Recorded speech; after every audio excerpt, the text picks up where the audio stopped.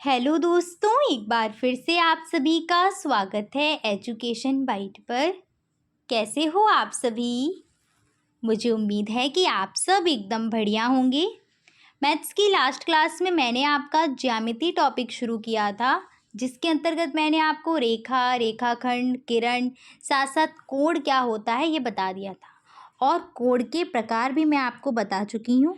ये आपके सेमेस्टर के लिए काफ़ी इम्पॉर्टेंट है, क्योंकि यहाँ से आपके सेमेस्टर में एमसीक्यू क्वेश्चंस पूछे गए हैं, तो इसको अच्छे से तैयार कर लीजिए। आज मैं आपका नेक्स्ट टॉपिक स्टार्ट कर रही हूँ, जो है त्रिभुज यानी कि ट्राइंगल। आप लोग फटाफट से क्लास को शेयर कर दीजिए अपने दोस्तों के साथ और लाइक भी कर दीजिए। आते हैं त्रिभुज पर। त्रिभुज किसे कहते हैं, ये क्वेश्चन 2023 में आया हुआ है। त्रिभुज में अगर आप देखें, इसको तोड़ेंगे तो त्रि शब्द निकल के आ रहा है। त्रि मीन्स क्या होता है, तीन, और भुज मीन्स होता है भुजाएं। यानी कि एक ऐसी शेप, एक ऐसी आकृति जिसमें तीन भुजाएं होंगी, वो कहलाएगी त्रिभुज। तो त्रिभुज की परिभाषा क्या बनेगी, तीन भुजाओं से घिरी आकृति त्रिभुज कहलाती है। जैसे कि यहाँ पर आपको दिख रहा होगा एक्स वाई जेड, तीन भुजाओं से घिरी आकृति, एक बंद आकृति, ये क्या है, एक त्रिभुज है। इसी प्रकार से और त्रिभुज बन सकते हैं। जैसे कि यहाँ पर देखिएगा, एक ये तीन भुजाओं से घिरी हुई आकृति है, नाम दे देते हैं इसको ए, बी और सी। ये भी क्या है, एक त्रिभुज है। एक और त्रिभुज हम बना सकते हैं, तीन भुजाओं से एक जो बंद आकृति आप बनाएंगे वो क्या होगी, त्रिभुज। इसको नाम दे दो एम, एन और ओ। पढ़ोगे भी इसको ऐसे ही, एम एन ओ, तीनों इसके जो शीर्ष हैं इनको आप एक साथ बोलेंगे तो ये बन जाएगा त्रिभुज। ठीक है। त्रिभुज में कितने शीर्ष और भुजाएं होते हैं, तो त्रिभुज में तीन भुजाएं और तीन शीर्ष होते हैं। भुजाएं देखिए, जैसे आपको एक एक्स वाई जेड दिख रहा है ना, इसमें एक भुजा है एक्स वाई, दूसरी है वाई जेड और तीसरी है एक्स जेड। पहली भुजा एक्स वाई, वाई जेड और जेड एक्स। अगर हम बात करें शीर्ष कितने हैं, तो जितने कॉर्नर आपको दिख रहे हैं ना, यही क्या है, शीर्ष है। तो त्रिभुज में कितने शीर्ष हो जाएंगे, एक एक्स, दूसरा वाई, तीसरा जेड। यानी कि त्रिभुज में तीन शीर्ष होते हैं और त्रिभुज में तीन ही भुजाएं होती हैं। क्लियर। आगे आइएगा नोट पॉइंट पर। नोट पॉइंट क्या कह रहा है कि पहला नोट पॉइंट है, त्रिभुज के तीनों कोणों का योग 180 अंश होता है। कोई भी ट्राइंगल अगर आप बनाएंगे, उसके तीन अंतः कोण आपको दिख रहे हैं। जैसे कि ये मैंने ट्राइंगल बनाया एम, एन और ओ, इसमें तीन कोण दिख रहे हैं, एक ये रहा, एक ये रहा, एक ये रहा। इन तीनों का योगफल कितना होगा, 180 डिग्री। तो हम लिख सकते हैं angle M plus angle N plus angle O equal 180 degree. Same ये भी आपको एक ट्राइंगल दिख रहा है, इसमें कौन कौन से हैं, एक एंगल ये, एक एंगल ये, एक एंगल ये। तो क्या लिखोगे, angle A plus angle B plus angle C equal 180 degree. आ गया समझ में। त्रिभुज के तीनों कोणों का योग क्या रहता है, 180 अंश। अगर आपको कोई दो कोण बोले जाएं, तीसरा आप निकाल सकते हैं। 180 में से उनका योगफल माइनस कर देना, तीसरा कोण निकल आएगा। नेक्स्ट आइए सेकेंड नोट पॉइंट पर। सेकेंड नोट पॉइंट जो है वो एक त्रिभुज होने की शर्त भी है। जैसे मैं आपको कोई तीन भुजाएं दे दूँ और आपसे पूछूं क्या त्रिभुज बन सकता है या नहीं बन सकता है, तो आपको यही शर्त लगानी होगी। शर्त क्या है कि त्रिभुज की तीन भुजाओं का योग सदैव तीसरी भुजा से बड़ा होता है। जैसे यहाँ पर एक ट्राइंगल बना है आपका ए बी सी, ठीक है। कोई सी भी दो भुजाएं आप ले सकते हैं। जैसे पहले हमने ले ली भुजा ए बी और बी सी, तो ए बी और बी सी का योगफल क्या होगा, तीसरी भुजा। तीसरी भुजा क्या है, ए सी, इससे बड़ा होगा। अगली बार हमने ले ली कौन सी भुजा, ए बी और ए सी, तो ए बी और ए सी का योगफल किससे बड़ा होगा, तीसरी भुजा बी सी से। क्लियर है। फिर हम ले सकते हैं अगली कौन सी भुजा हम ले लें, बी सी और ए सी। बी सी ले ली हमने और ले ली ए सी, तो अब इनका योगफल किससे बड़ा होगा, ए बी भुजा से बड़ा होगा। ऐसे समझ में नहीं आया होगा, अभी समझिएगा। यहाँ पर जैसे मैंने यहाँ पर एक भुजा ली है 3 सेंटीमीटर, एक भुजा ली है 4 सेंटीमीटर और एक भुजा ली है 5 सेंटीमीटर। चेक करिए क्या इन तीनों मापों से त्रिभुज बनेगा। तो आपको कोई भी दो भुजाएं लेनी और उनका योगफल निकालना है। 4 और 3 कितना हो जाएगा? 4 + 3, ये जो मान है वो हमेशा तीसरी वाली से क्या है? बड़ा है। तो 4 3 हो गया 7, 4 3 कितना हो गया? 7। ये 5 से बड़ा है, यानी कि त्रिभुज बनने की कंडीशन में आ रहा है। लेकिन आपको सभी से चेक करना है। अब चेक करोगे कोई और दो भुजा लेकर के, 4 और 5 ले लो अब की बार। तो 4 + 5 क्या ये 3 से बड़ा है? अगली वाली भुजा तीसरी से, मतलब कोई सी भी दो भुजा लो, उनका योगफल करो और वो तीसरी से ज़्यादा निकल के आए तो त्रिभुज बनेगा। 4 5 कितने हो गए? 9, 3 से बड़ा आ रहा है। अगली बार क्या लोगे? 5 और 3 को ले लीजिएगा। तो यहाँ पर हमने ले लिया 5 + 3, क्या ये 4 से बड़ा है? तो 5 3 8, यानी 4 से बड़ा है, यानी कि इन तीनों मापों से त्रिभुज बन सकता है। एक क्वेश्चन और मैं आपको यहाँ से समझाऊंगी ताकि आपको और अच्छे से क्लियर हो जाएगा। देखिएगा ज़रा यहाँ पर, जैसे कि यहाँ पर मैं आपको माप दे देती हूँ कि आपको दे दिया मैंने, एक भुजा है 8 सेंटीमीटर, दूसरी भुजा है 2 सेंटीमीटर और तीसरी भुजा है 3 सेंटीमीटर। क्या इन तीनों मापों से त्रिभुज बनेगा? तो आप चेक करेंगे फटाफट से कि क्या दो भुजाओं का योग तीसरी से बड़ा है। तो चलो चेक करते हैं। पहला हमने 8 और 2 ले ली। 8 और 2 का मान 3 से बड़ा है क्या? 8 2 10, 3 से बड़ा है। अगली बार 2 और 3 को लीजिएगा, ठीक है, 2 और 3 को लेंगे तो 2 + 3, क्या ये मान 8 से बड़ा आ रहा है? 3 2 5, ये 8 से बड़ा है? नहीं है। इसका मतलब है इन तीनों मापों से त्रिभुज नहीं बन सकता।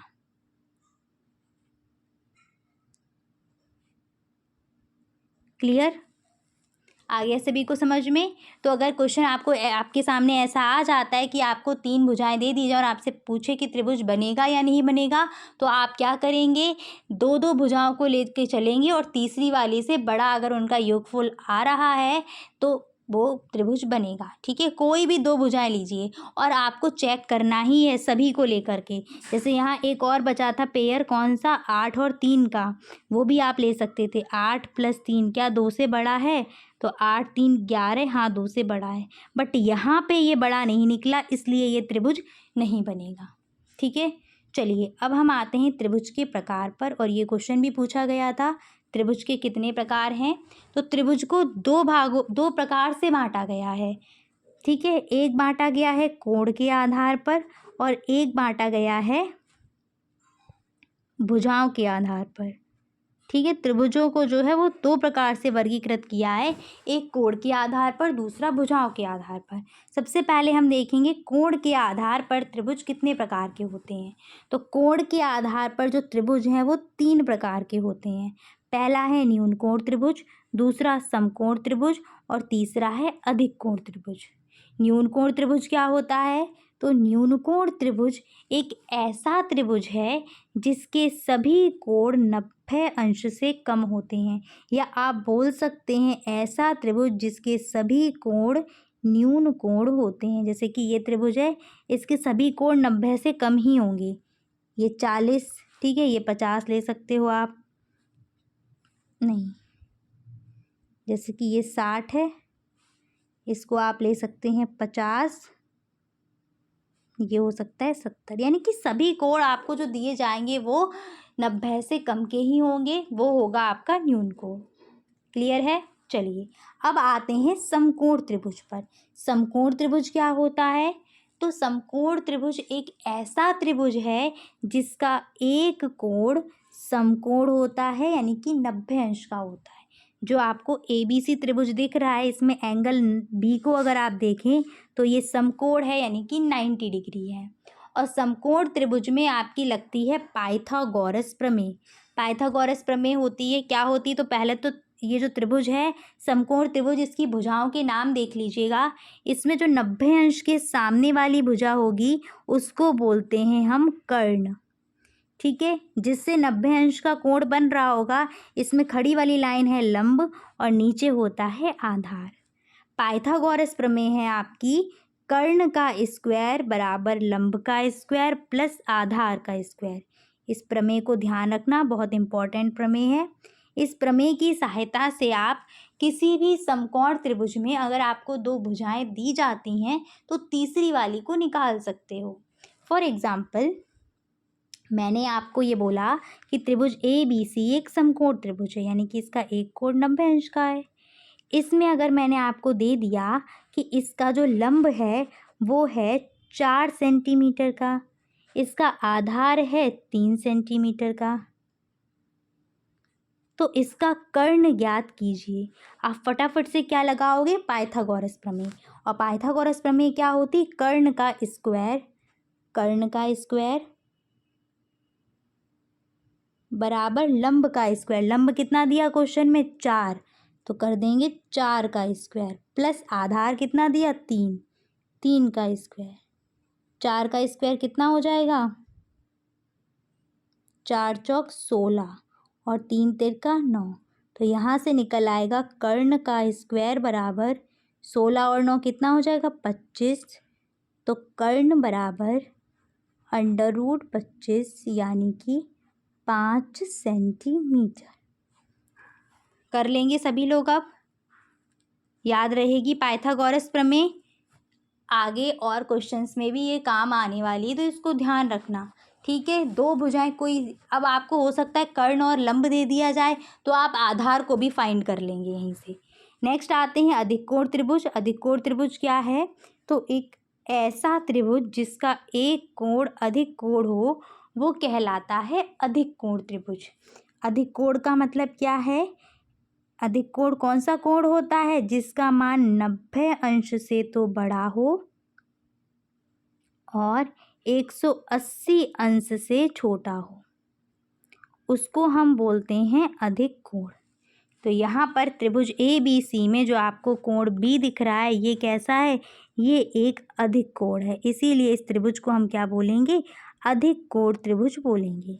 कोण के आधार पर कितने प्रकार के त्रिभुज थे? 3 प्रकार के, न्यून कोण, समकोण और अधिक कोण। न्यून कोण त्रिभुज में क्या था? तीनों कोण न्यून कोण होते थे। समकोण त्रिभुज में एक कोण क्या होगा? समकोण होगा। त्रिभुज में 3 कोण होते हैं, 3 कोण में अगर आप देखेंगे तो एक तो समकोण होगा, बाकी के दोनों न्यून कोण ही रहेंगे। अधिक कोण में भी एक कोण तो अधिक कोण होगा, बाकी के दोनों न्यून कोण ही रहेंगे। इसके बाद आएंगे भुजाओं के आधार पर त्रिभुजों का वर्गीकरण। भुजाओं के आधार पर त्रिभुजों को 3 प्रकार से ही बांटा है। पहला है समबाहु त्रिभुज, दूसरा समद्विबाहु त्रिभुज और तीसरा है विषमबाहु त्रिभुज। समबाहु त्रिभुज किसे कहते हैं? तो सम मीन्स समान, बाहु मीन्स भुजाएं। एक ऐसा त्रिभुज जिसकी तीनों भुजाएं समान होंगी वो कहलाता है समबाहु त्रिभुज। जैसे कि आप त्रिभुज ABC में देखेंगे, AB भुजा 4 सेंटीमीटर, AC भुजा 4 सेंटीमीटर और BC भुजा 4 सेंटीमीटर। तीनों भुजाएं बराबर हैं, यानी कैसा त्रिभुज है? समबाहु त्रिभुज है। आप लिख भी सकते हो यहाँ पर AB बराबर BC बराबर AC। नेक्स्ट आते हैं समद्विबाहु त्रिभुज पर। सम मीन्स समान, द्वि मीन्स दो, बाहु मीन्स भुजाएं। एक ऐसा त्रिभुज जिसकी 2 भुजाएं बराबर होंगी उसको बोलते हैं समद्विबाहु त्रिभुज।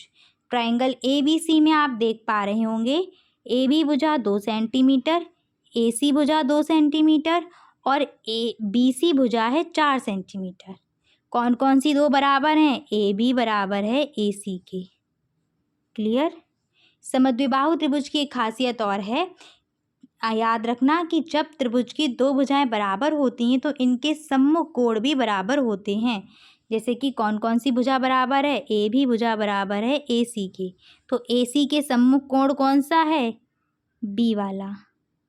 और ठीक है, B ये वाला कोण। और AB के सम्मुख कौन सा है? तो AB के सम्मुख है C वाला कोण। जब भुजाएं बराबर हैं तो ये दोनों कोण भी बराबर होंगे। जैसे ये वाला कोण अगर 60 का है तो ये भी होगा 60 का, ये अगर 40 का है तो वो भी होगा 40 का, 45 का है तो वो वाला भी 45 का होगा। इसके बाद आएंगे हम विषमबाहु त्रिभुज पर। विषम मीन्स होता है अलग अलग, बाहु मीन्स भुजाएं। एक ऐसा त्रिभुज जिसकी तीनों भुजाएं अलग अलग होती हैं, असमान होती हैं, वो कहलाता है विषम बाहु त्रिभुज। जैसे यहाँ पर ट्रायंगल ABC में देखिएगा, AB भुजा 4 सेंटीमीटर, AC भुजा 3 सेंटीमीटर और BC भुजा 5 सेंटीमीटर, तीनों भुजाएं अलग अलग माप की हैं, तो ये कैसा त्रिभुज होगा? विषम बाहु त्रिभुज। भुजाओं के आधार पर कितने प्रकार के त्रिभुज हैं? 3 प्रकार के, समबाहु, समद्विबाहु, विषम बाहु। समबाहु में तीनों भुजाएं समान, समद्विबाहु में 2 भुजाएं समान और विषम बाहु में तीनों भुजाएं अलग अलग। अब आते हैं त्रिभुज से संबंधित कुछ अन्य शब्दावली पर, जिसमें सबसे पहली है त्रिभुज की माध्यिका। माध्यिका क्या होती है? माध्यिका यानी कि मध्य, ठीक है, तो इसको यहाँ से याद करना। त्रिभुज के किसी शीर्ष से सम्मुख भुजा के मध्य बिंदु को मिलाने वाली रेखा माध्यिका कहलाती है। जैसे कि आपके पास एक ट्रायंगल है, इसको नाम मैंने दे दिया है MN, कोई भी नाम दे सकते हैं, XYZ दे दें, चलिए XYZ दे देते हैं। इस ट्रायंगल XYZ में x एक शीर्ष है ना, इस x से हम क्या करें? YZ भुजा का कोई सेंटर पॉइंट ले लें। YZ भुजा का हमने केंद्र बिंदु यहाँ पर माना O, तो हम x शीर्ष से O तक को मिलाएंगे, तो जो रेखा खींची जाएगी ये रेखा कहलाएगी माध्यिका। ऐसे ही आप देखिए ट्रायंगल ABC में, ट्रायंगल ABC में भुजा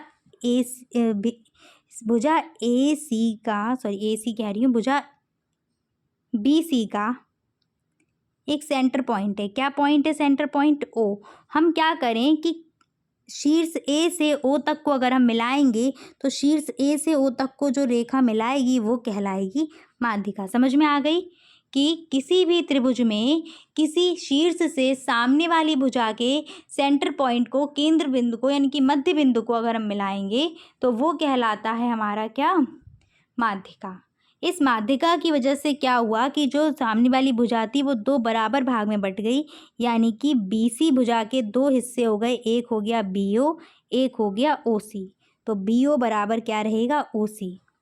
क्लियर है? ऐसे ही हम और भी यहाँ पर माध्यिकाएं खींच सकते हैं। देखिएगा किस प्रकार से हमने ऐसा नहीं कि A से ही डालें, B से भी डाल सकते हैं। B से डालेंगे कौन सी भुजा पर? AC भुजा पर। AC भुजा पे हमने केंद्र बिंदु ले लिया एक K, तो हमने B के एक रेखा खींच दी, ठीक है, यानी कि B शीर्ष से AC भुजा पर AC भुजा के मध्य बिंदु को मिला दिया, तो B के भी क्या हो गई? एक माध्यिका हो गई।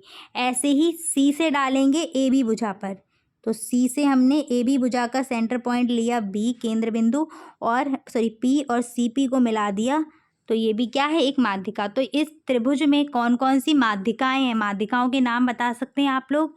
पहली माध्यिका हो जाएगी AO, दूसरी माध्यिका है BK और तीसरी माध्यिका दिख रही होगी CP।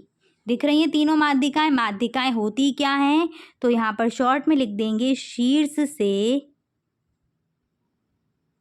सम्मुख भुजा के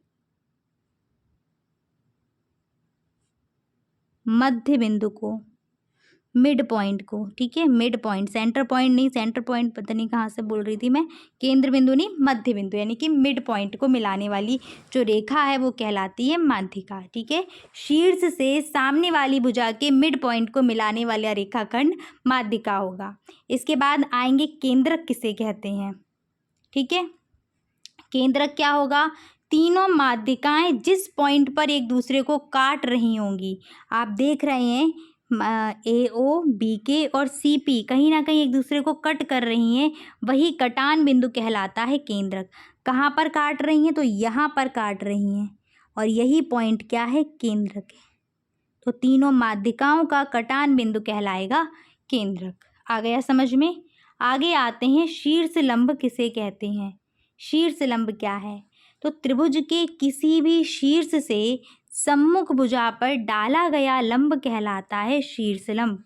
जैसे यहाँ पर एक त्रिभुज दिख रहा है ABC, एक त्रिभुज। इस त्रिभुज में हमने क्या किया, A शीर्ष से BC भुजा पर एक लंब डाल दिया। BC भुजा दिख रही है, इस BC भुजा पर हमने शीर्ष A से एक लंब डाला, ये लंब कहलाएगा शीर्ष लंब। ऐसे ही हम B से भी डाल सकते हैं, किस पर लंब, AC भुजा पर हमने डाला, B से डाला यहाँ पर लंब। ठीक है, ऐसा नहीं कि नहीं डाल सकते, यहाँ पर डाला, लंब कितने का होता है, 90 डिग्री का, तो ये भी क्या कहलाएगा, शीर्ष लंब। ऐसे ही हम C पॉइंट से भी डाल सकते हैं ना, C वाले बिंदु से, जो हम C वाले से लंब डालेंगे तो वो भी कुछ ऐसे जाएगा। क्लियर है। जब ये जहाँ पर ये तीनों शीर्ष लंब एक दूसरे को काट रहे हैं, कहाँ पर काट रहे हैं, यहाँ पर काट रहे हैं ना, इस पॉइंट को हम बोलते हैं लंब केंद्र। पहले तो समझ में आ गया शीर्ष लंब किसे कहते हैं, शीर्ष से सामने वाली भुजा पर डाला गया लंब कहलाता है शीर्ष लंब, और शीर्ष लंबों का कटान बिंदु ही कहलाता है लंब केंद्र। एक चित्र से और समझ सकते हो आप, जैसे कि मैंने यहाँ पर एक चित्र बना दिया ABC, सामने वाली ABC, A से डाला यहाँ पर लंब, लंब का मतलब है 90 अंश के कोण पर एक रेखा खींचती, वो कहलाएगा लंब। जहाँ पर जब हम तीनों शीर्षों से लंब डालेंगे तो जहाँ पर ये लंब एक दूसरे को काट रहे होंगे वही कहलाता है लंब केंद्र। ठीक है, तीनों शीर्ष लंबों का कटान बिंदु कहलाता है लंब केंद्र। इसके बाद आएंगे त्रिभुज का कोणार्धक। कोणार्धक क्या होता है, कोण मीन्स तो आपको पता ही है क्या है, और अर्धक मीन्स आधा, यानी कि कोण का आधा कहलाता है कोणार्धक। तो शीर्ष से खींची गई वह रेखा जो उस कोण को दो बराबर भागों में बांट देती है वो कहलाती है कोणार्धक। जैसे यहाँ पर एक त्रिभुज आपका मैंने ये बना दिया, और इस त्रिभुज का ये वाला एंगल था 60 डिग्री। मैंने इस पॉइंट से सामने वाली भुजा पर एक ऐसी लाइन खींची कि उस लाइन ने इस 60 डिग्री को आधा आधा कर दिया, यानी कि ये वाला रह गया 30 और ये वाला भी रह गया 30, तो ये कहलाएगा कोणार्धक। ठीक है, त्रिभुज के किसी भी शीर्ष से एक ऐसी रेखा खींची जाए जो उस शीर्ष पर बनने वाले कोण को बराबर बराबर बांट दे, वो कहलाती है कोणार्धक। ठीक है, जैसे यहाँ पर त्रिभुज ABC में देखिएगा, एंगल जो B था, जैसे ही हमने इस यहाँ से एक रेखा खींची BE, तो इस BE रेखा ने क्या किया, इस एंगल B को दो भागों में बांट दिया, एक भाग ये, एक भाग ये। ठीक है, तो कोणार्धक जहाँ पर मिलते हैं, तीनों जब कोणों का अर्धक करेंगे हम, तो तीनों कोणार्धक जहाँ पर मिलेंगे वो बिंदु कहलाता है अंतः केंद्र। जैसे कि BE, इसके बाद AD,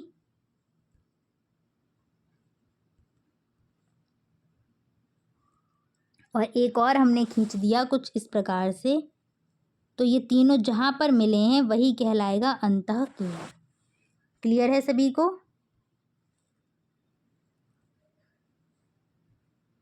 BE,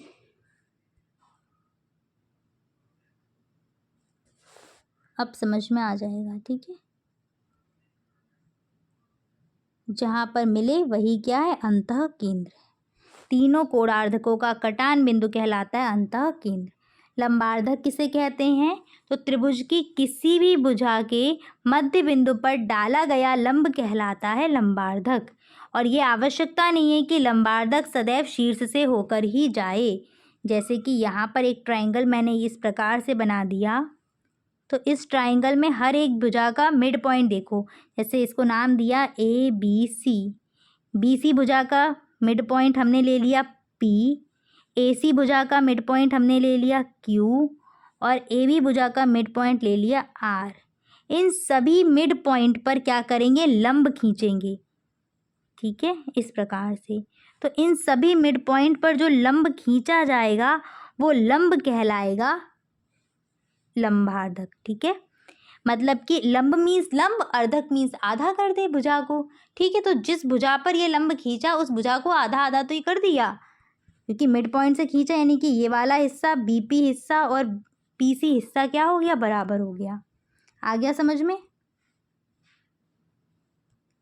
देखो BP ये वाला और ये वाला भाग क्या हो जाएंगे, बराबर हो जाएंगे। क्लियर है? चलिए आगे बढ़ते हैं। इसी में देखिएगा, जब हम तीनों लंबार्धकों को खींच देंगे तो उन लंबार्धकों का कटान बिंदु कहलाता है परिकेंद्र। जैसे अभी हमने लंबार्धक किस पर खींचा था, BC भुजा पर। ठीक है, एक लंब हमने डाला था। अब हम ऐसे भी तो कर सकते हैं कि हम किस पर डालें, AC भुजा पर। AC भुजा का मिड पॉइंट ये रहा, और क्या करो, इसी पर डाल दो लंब, तो वो कुछ इस प्रकार से जाएगा। ठीक है, इसके बाद क्या कर सकते हैं, AB भुजा का सेंटर पॉइंट ये ले लिया, सॉरी सेंटर पॉइंट क्या बोल रही हूँ बार बार, मिड पॉइंट। ठीक है, और जैसे हम इस पर लंब डालेंगे 90 अंश का, तो जहाँ पर ये तीनों एक दूसरे को काट रहे होंगे वो कटान बिंदु कहलाएगा परिकेंद्र। आ गया सभी को समझ में? ये सब हैं लंब, यानी कि 90 अंश का कोण यहाँ पर बन रहा है। सेम यहाँ पर भी। चलिए, तो उम्मीद कर रही हूँ आपको समझ में आ गया होगा।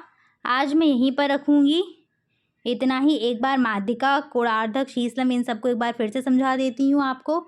माध्यिका क्या होती है, तो किसी भी त्रिभुज के शीर्ष से सम्मुख भुजा पर डाला, सम्मुख शीर्ष से सम्मुख भुजा के मिड पॉइंट मध्य बिंदु को मिलाने वाली रेखा कहलाती है माध्यिका।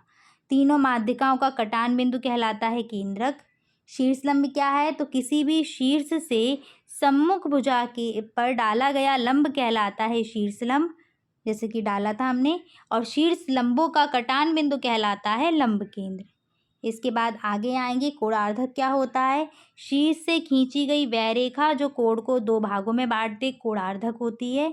तीनों कोणार्धकों का कटान बिंदु कहलाता है अंतः केंद्र। लंबार्धक क्या होता है, किसी भी भुजा के मध्य बिंदु पर डाला गया लंब कहलाता है लंबार्धक। ठीक है, और इन तीनों लंबार्धकों का कटान बिंदु कहलाएगा परिकेंद्र।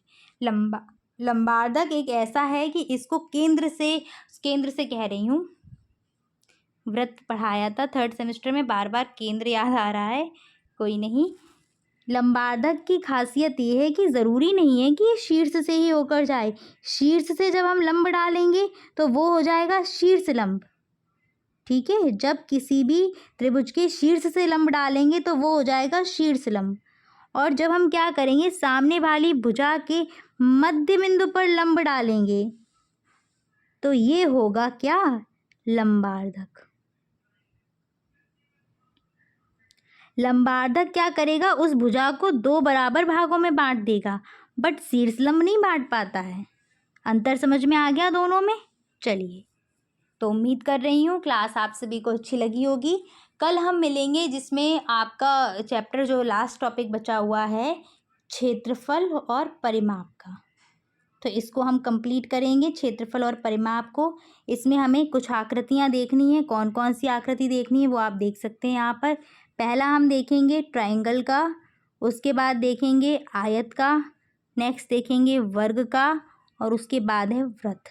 तो ये चारों शेप आपको पढ़नी है। तो आज इतना ही रखती हूँ, फिर मिलूँगी आपकी नेक्स्ट क्लास में। Thanks for watching and please like, share and subscribe my channel. Bye bye, take care.